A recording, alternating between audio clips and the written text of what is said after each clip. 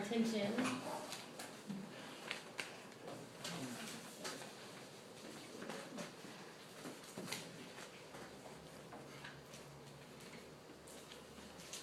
Hello, my name is Stephen Johnson, and I am here today to talk about one of my passions and to inform you on the cleverness and laziness of sampling in house music.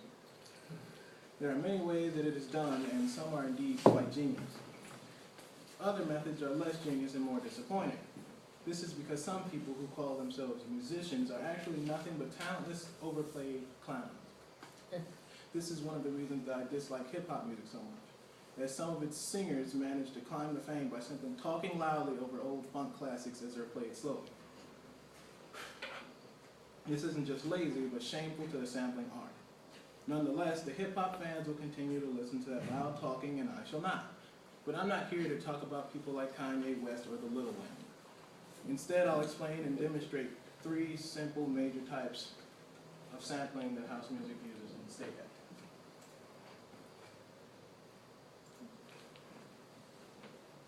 Sampling is like one of the black arts of music. We all feel that it goes on, and we may feel like we're seeing or hearing its influence, but we don't know what happens exactly. For some, it's almost spooky, like an intentionally dishonest ghost attempting to lure a young child into the basement with promises of candy and pizza. We all know candy and pizza is like currency for them. I wanted to speak on this topic because I felt it would be a window into a world not everyone would be able to see by themselves. I am personally interested in samples as I use them regularly for my own house music works.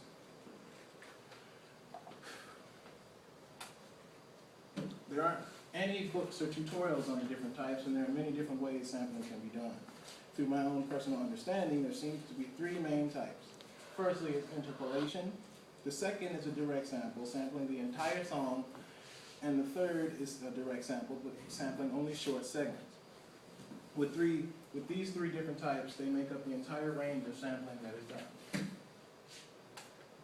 Interpolation is either one of two things.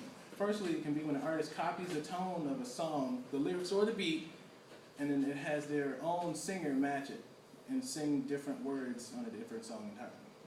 The second form is what Emotional is recreating, either in a studio or just with an instrument. They took the main hook of the song, or anything really, and played on their own song. One example of this interpolation is in Justice's DANCE. It samples Britney Spears' Me Against the Music. I prepared this thing right here for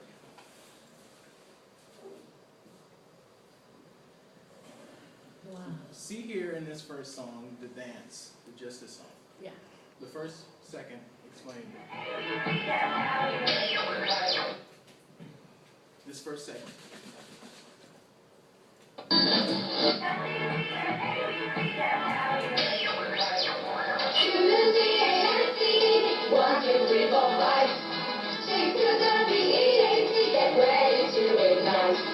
Now in this Britney Spears song that came out in 2003,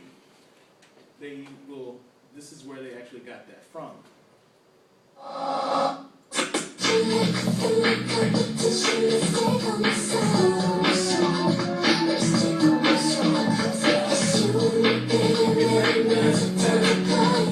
You can recognize the actual notes matching up. It's just that they said different things.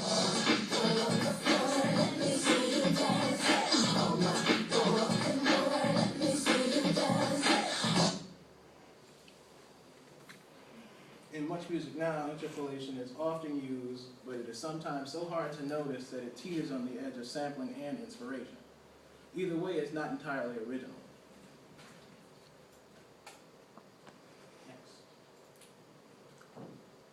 Direct sampling of an entire track is common, but not the most common nowadays.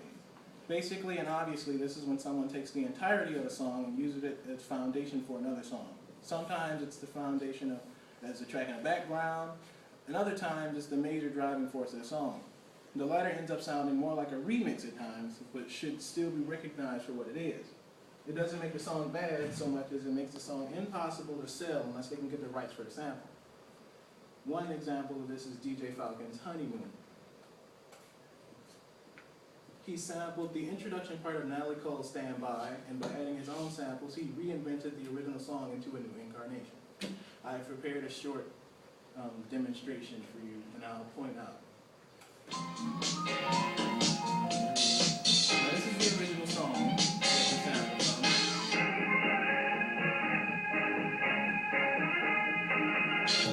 from. And this is how it came out to finish.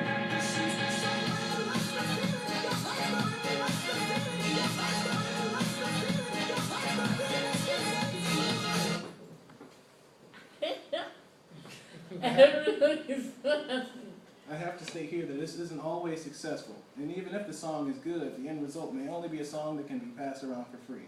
I know that much too well personally. One good example of this is Galactic Knights' Reaching for the Stars. They sampled the Ravex song, Just the Two of Us.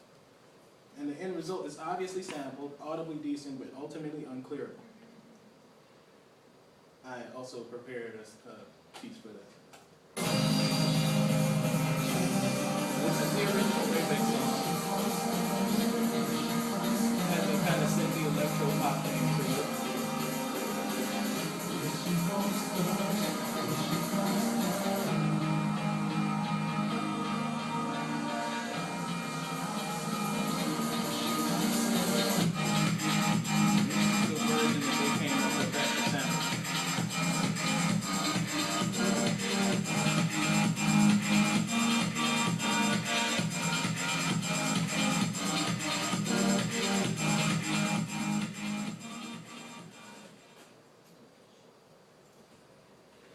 The last major sampling method is the most used. Directly sampling a small segment of a song is how many people go on in the current day and age. It's the preferred method. If someone samples regularly, this is like a second nature. No one questions it, nor do they try to explain anymore. This method is simple and allows some of the best creative sampling to happen. In detail, this sampling is much more intimate, letting one get in touch with the final product of a complete song while using it as a whole and not just part of the fragment. The piece becomes alive in its own context.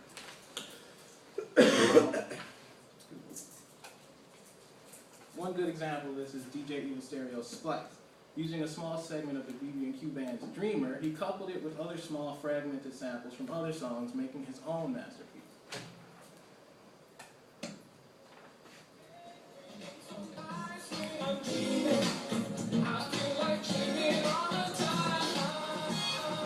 This is a segment he borrowed from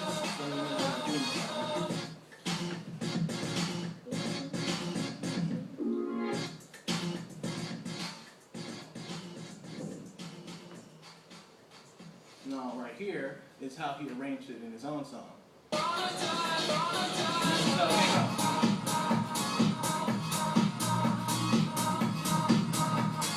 He got major credit for taking a song from what seemed like punk or jazz and mixing it with a rock song, which is not something you see every day. It's like this genre of music. To sum this up, one doesn't have to use other samples with the fragments. Sebastian Ledger did a tribute to Michael Jackson called PYT, sampling Michael's own PYT. Using a single small part along with his own drums and samples, he made a new life for the song. This final piece I prepared for you so you can understand what I mean.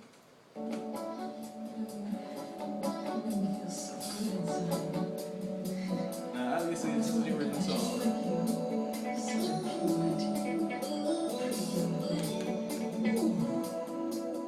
This is the segment you borrowed. This small piece, you can do a lot with a small piece. This is how it came out.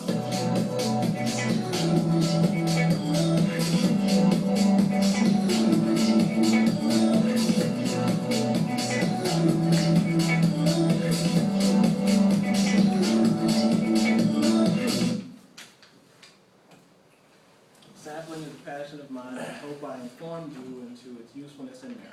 Thank you.